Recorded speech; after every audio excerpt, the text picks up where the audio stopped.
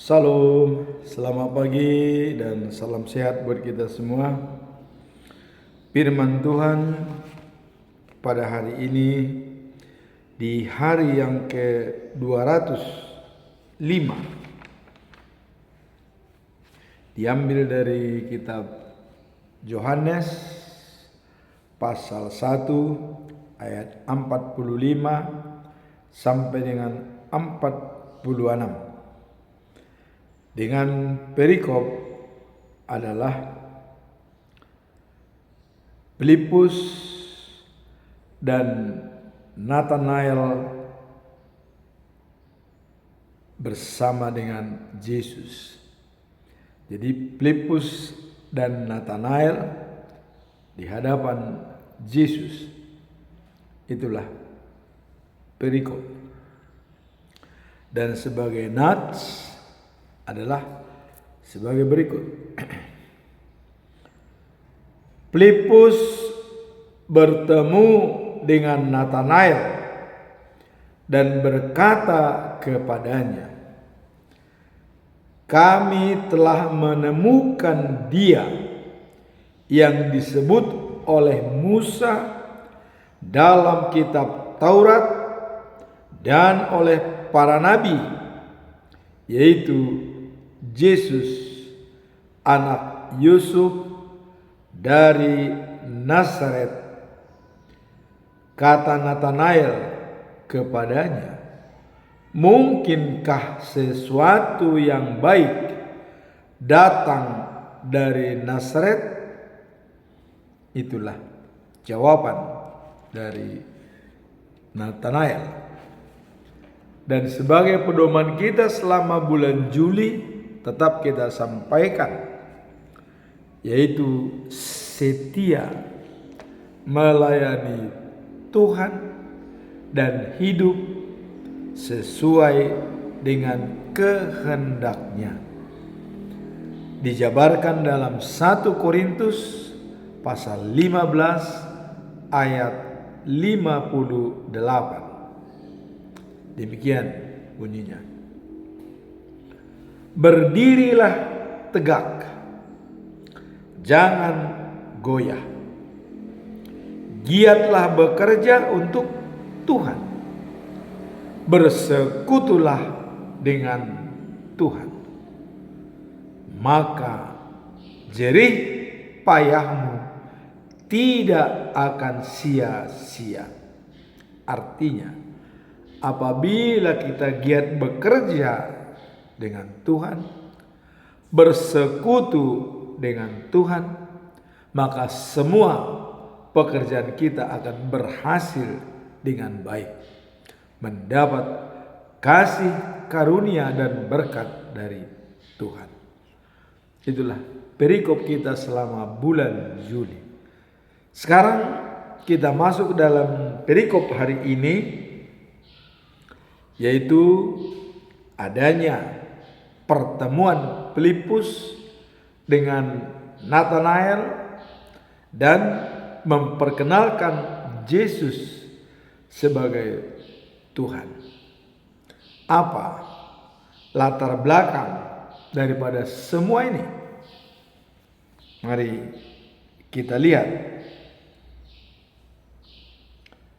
Latar belakang daripada Yohanes pasal 1 ayat 45 sampai dengan 46 menggambarkan pertemuan antara Filipus dan Nathanael, di mana Filipus menjelaskan bahwa ia telah menemukan Mesias, yaitu Yesus dari Nazaret.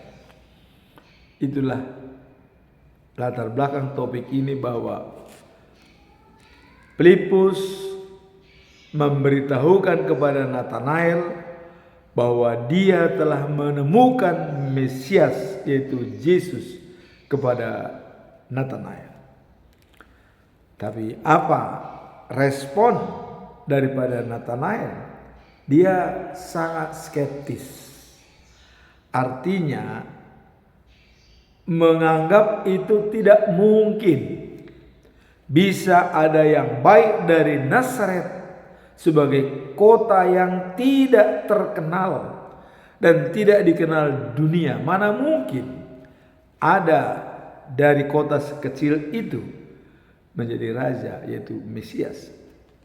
Inilah disampaikan oleh Filipus kepada Natanael, dan Natanael menjawab. Tapi seiring dengan perjalanan, setelah bertemu dengan Yesus, Filipus bersemangat untuk berbagi dan menemui semua orang. Jadi Filipus dengan pertemuannya dengan Yesus, dia sangat bersemangat untuk berbagi kepada semua orang, termasuk Natanael. Dia berbicara dengan Natanael. Dia Mesias Yesus. Natanael mengatakan, mana mungkin ada dari Nazaret. Tapi akhirnya Yesus menyampaikan kepada Natanael bahwa seorang Yahudi yang asli, yang tidak ada kepalsuan, disampaikan kepada Natanael. Natanael menjawab, di mana itu terjadi dan siapa yang melihatnya? Tapi Yesus mengatakan, saya melihat pada saat kau berada di bawah pohon ara berbicara dengan Filipus. Saya tahu. Dengan hal demikian, Natanael sangat kagum kepada Yesus. Maka Natanael mengatakan pada Yesus, dan pengakuan bahwa dia adalah Yesus, dan dikatakan oleh Natanael setelah ditemukan oleh Filipus dan melihat di bawah pohon ara, maka Natanael mengatakan, Bapak Guru, Bapak adalah anak Allah, Bapaklah Raja Israel. Pernyataan yang spontan. Begitu Yesus mengatakan, saya melihat kau berbicara dengan Filipus di bawah pohon ara. Bagaimana mungkin Yesus tidak datang tapi bisa melihat berbicara di bawah pohon ara? Itulah pikiran dan telepati daripada Yesus menyampaikan kepada Natanael. Padahal Natanael tidak menyaksikan Yesus pada saat dia berbicara dengan Filipus di bawah pohon ara. Setelah itu, Bapak Guru adalah Tuhan. Pengakuan yang terus terang daripada Natanael. Bapak Guru, Bapak adalah Tuhan. Bapaklah Raja Israel. Langsung. Dan kalau kita lihat, ya, apakah pada saat Natanael mengatakan, mana mungkin ada yang baik dari Nazaret? Apa respon daripada Filipus? Dia tidak marah. Dia tidak kecewa. Tapi dia tetap meyakinkan Natanael secara persuasif berbicara dengan dia. Dia sudah ada Yesus di bawah pohon ara, menyampaikan dengan ikhlas, tidak memblame atau menyalahkan atau mengolok-olok karena Natanael skeptis menganggap tidak mungkin ada yang baik dari Nazaret. Tapi itulah kejadiannya. Filipus sangat hati-hati dan dengan rendah hati menyampaikan berita itu kepada semua orang, khususnya kepada Natanael. Natanael menerima dengan baik dan mengatakan, Bapak Guru adalah Tuhan dan Bapak adalah Raja Israel. Jelas dengan adanya usaha daripada Filipus. Sekarang apa tujuan daripada Filipus menyampaikan itu kepada Natanael? Ya, kita lihat. Tujuan utama adalah untuk menunjukkan bagaimana jemaat awal menemukan Yesus sebagai Mesias dan membagikan kepada orang lain. Jadi di sini ada semacam sasaran yang mau disampaikan oleh perikop ini, bahwa jemaat awal yang mengenal Yesus sebagai Tuhan ini merupakan cikal bakal pemberitaan firman Tuhan kepada semua orang. Itulah tujuan perikop ini, supaya berita ini disampaikan ke seluruh manusia yang ada di muka bumi ini. Tidak pandang bulu, tidak melihat latar belakang, Yahudi atau non-Yahudi. Kepada semua orang. Itulah tujuan daripada perikop ini, untuk menyampaikan berita bahwa Yesus adalah Tuhan. Nah, kemudian dalam hal ini Filipus sangat bersemangat, ya, mengenalkan Yesus kepada Natanael, dan sabar dan persuasif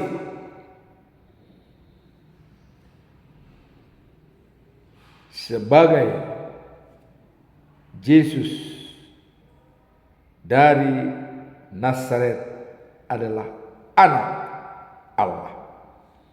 Nah, di kisah ini, artinya dalam ayat ini tentang Filipus secara aktif mencari dan menemukan Natanael untuk memberitahukan Yesus,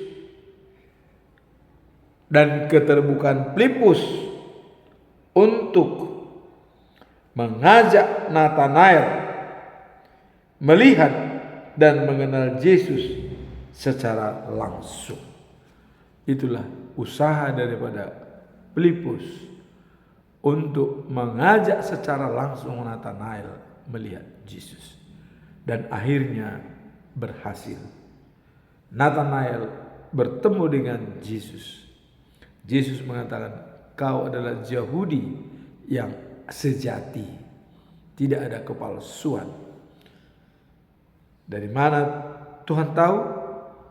Pada saat kau bicara dengan Filipus di bawah pohon ara.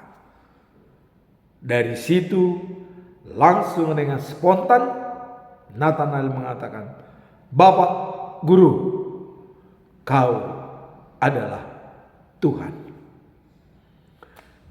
Bapak adalah Raja Israel. Pengakuan dengan terus terang secara spontan. Itulah tujuan pemberitaan, bahwa apabila di awal orang sudah menemukan Yesus, perlu menyampaikan berita itu. Sama dengan kita. Kita sudah tahu kalau Yesus itu adalah juru selamat. Ini perlu kita sampaikan kepada semua orang. Melalui khotbah, melalui pemberitaan media. Karena sangat penting bagi Tuhan untuk semua manusia adalah mengenal Tuhan dan menjadi pengikutnya. Nah, maka pada saat Yesus mau naik ke surga, disampaikan kepada murid-muridnya, baptislah mereka dalam nama Bapa Yesus Kristus dan anaknya Yesus Kristus dan juga Roh Kudus, supaya mereka menjadi pengikutku, kata Yesus. Nah, itulah tujuan utama daripada pemberitaan ini, bahwa memberitakan firman Tuhan, mengenalkan Yesus untuk bisa orang menjadi bertobat dan pengikut Kristus. Sekarang apa pesan moral daripada perikop ini? Kita lihat di sini. Pesan moralnya adalah dapat dilihat dalam konteks pengenalan dan penerimaan hidayah dari Tuhan. Jadi pengenalan dan penerimaan. Jadi ada istilahnya di sini, begitu kenal langsung menerima hidayah bahwa Dia adalah Tuhan.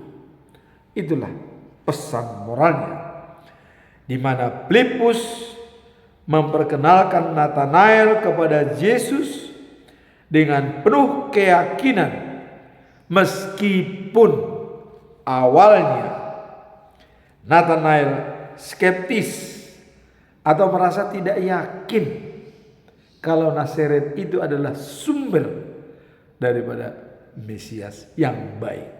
Pada awalnya dia tidak yakin, tapi akhirnya dia sadar. Hal ini menggambarkan kita untuk tidak cepat menghakimi bila ada penolakan, tapi sebaliknya kita harus membuka diri dan hati yang tulus, karena pasti ada hal-hal di luar daripada kemampuan kita. Jadi kita tidak cepat-cepat menghakimi atau memblame berita-berita, stimulus-stimulus yang datang kepada kita, khususnya pemberitaan tentang Yesus Kristus sebagai Tuhan. Nah, maka ya, untuk mengantisipasi hal ini dalam pikiran kita harus punya space. Maka itulah dikatakan paradigma, harus ada space yang harus kita sampaikan. Karena Albert Einstein mengatakan persoalan-persoalan yang kita hadapi pada saat ini belum tentu dapat dipecahkan dengan pola pikir yang sama pada saat kita membuatnya. Robahlah paradigma. Jadi apa yang kita inginkan, apa yang kita maksud tidak tercapai dan tidak sesuai, robah paradigma. Jangan bertahan pada pendapat yang memang itu tidak bisa dipertahankan. Robah paradigma. Kita buat paradigma baru. Nah, dalam menghadapi tamu juga, kita harus punya space paradigma yang bisa menjadi hipotesa kita.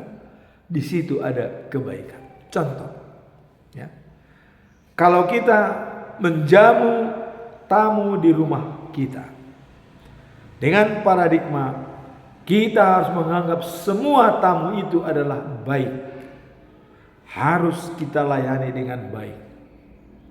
Dan dikatakan dalam Ibrani pasal 13 ayat 2 dikatakan bahwa janganlah kamu melupakan keramah tamahan dalam bertamu, melayani dengan baik, ya. Karena demikian orang yang kita jamu tersebut, dikatakan kemungkinan salah seorang adalah malaikat. Coba kalau kita cuek dan tidak peduli kepada tamu yang datang, Padahal di antara tamu itu ada seorang malaikat. Apa penilaiannya kepada kita? Maka kita wajib melayani tamu dengan baik, siapapun itu. Jangan melihat latar belakang atau pendidikan, suku, etnis. Jangan. Layani tamu dengan baik. Karena ada kemungkinan di dalam tamu tersebut ada malaikat Tuhan. Jangan sampai kita terkecoh dengan pola pikir kita. Maka paradigma kita arahkan bahwa tamu itu adalah baik. Kalaupun pada akhirnya mungkin tidak baik, kita bisa merubah paradigma. Tapi awalnya kita anggap tamu itu adalah yang baik, sehingga kita melayaninya dengan baik. Sekarang kita masuk dalam poin keempat, implementasi. Apa implementasi atau penerapan daripada ayat ini? Mari kita lihat di sini bahwa implementasinya dapat dilihat dalam konteks penerimaan dan pengenalan akan Mesias. Jadi adanya penerimaan dan pengenalan akan Mesias. Dalam ayat ini Filipus menemukan Nathanael dengan memberitahukan tentang Yesus yang adalah orang Nazaret. Sikap Filipus menunjukkan bagaimana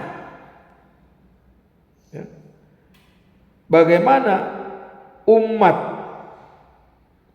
Kristen.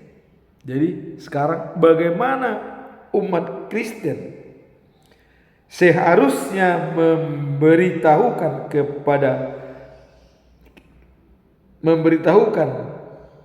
dengan baik tentang Yesus kepada orang lain.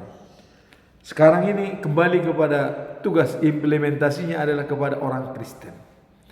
Bagaimana kita memberitahukan tentang kebaikan Tuhan Yesus dan kita berpedoman kepada hal-hal yang pernah dikatakan oleh Yesus.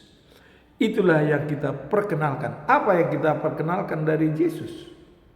Dikatakan, "Akulah roti hidup. Barang siapa percaya kepadaku tidak akan kelaparan. Barang siapa datang kepadaku tidak akan kehausan."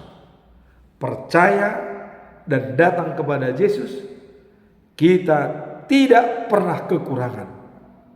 Artinya, hidup yang kekal terjamin selama-lamanya bila kita datang dan percaya kepada Yesus.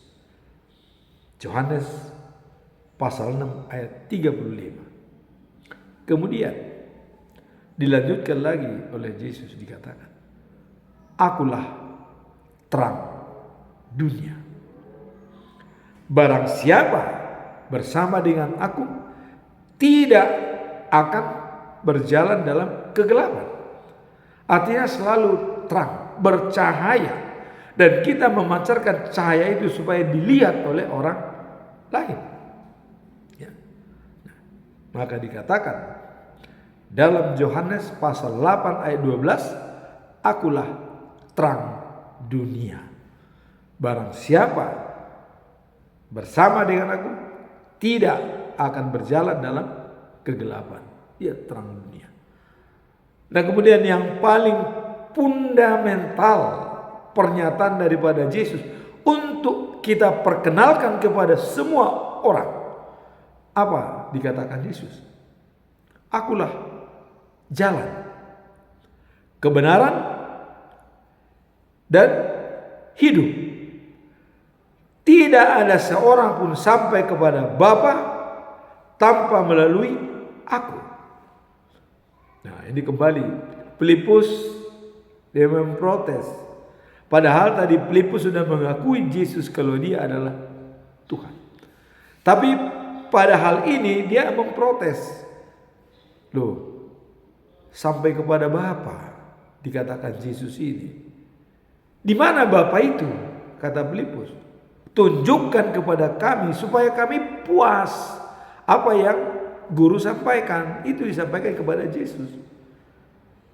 Datang Yesus. Filipus, kamu sudah begitu lama bersama dengan saya, tapi kamu belum mengenal saya, siapa saya sebenarnya. Itu dikatakan Yesus. Akhirnya, sebelum naik ke surga, Yesus menyampaikan secara vulgar, terang benderang, dan tidak ada tereng aling-aling lagi. Langsung mengatakan, Filipus, melihat aku sama dengan melihat Bapa. Jelas. Artinya Yesus sama dengan Bapa. Itu sudah kepastian, tidak perlu diragukan. Jadi jangan lagi ada mencari Bapa di surga kalau sudah bertemu dengan Yesus. Sudah cukup. Yesus sama dengan Bapa. Kemudian disampaikan oleh Yesus, aku bersama dengan Bapa. Bapa bersama dengan aku. Setiap kata-kata atau tindakan yang saya lakukan di dunia ini atas sepengetahuan Bapa. Ya jelas. Karena Bapa itu bersama dengan Yesus. Yesus bersama dengan Bapa. Jadi jangan orang mengatakan, oh Yesus itu manusia, bagaimana mungkin Tuhan? Jangan ya. Yesus itu Tuhan. Allah sama dengan Bapa. Dia sudah menyatakan langsung. Jadi tidak ada lagi hipotesa-hipotesa lain atau apologet lain mengatakan bahwa Yesus itu bukan Tuhan. Jangan. Sekarang dinyatakan bahwa Yesus itu sama dengan Bapa. Karena dia mengatakan, melihat aku sama dengan melihat Bapa. Itulah implementasi daripada perikop ini. Memperkenalkan Yesus kepada semua orang supaya tahu persis siapa Yesus ini. Tadi saya katakan, akulah roti hidup, akulah terang dunia, dan akulah jalan. Inilah yang kita pegang dari ajaran Yesus yang terang-terangan di dunia ini. Dan sekarang dia sudah naik ke surga. Siapa penggantinya? Itulah Roh Kudus yang membimbing kita dalam setiap langkah kita. Apapun terjadi sebelum ajal kita tiba, Roh Kudus melindungi dan membimbing kita dalam setiap langkah kita dan setiap kita mengambil keputusan. Semoga firman ini menjadi bekal bagi kita untuk menjalankan tugas kita dalam kehidupan sehari-hari. Pemberitaan firman Tuhan mengenai keberadaan Yesus dan siapa Yesus sebenarnya kita sampaikan kepada semua orang tanpa melihat suku, ras dan agama atau etnis atau latar belakang pendidikan. Dikatakan oleh Paulus, Yahudi dan non-Yahudi sama saja. Demikian firman Tuhan pada hari ini. Tuhan memberkati kita. Amin.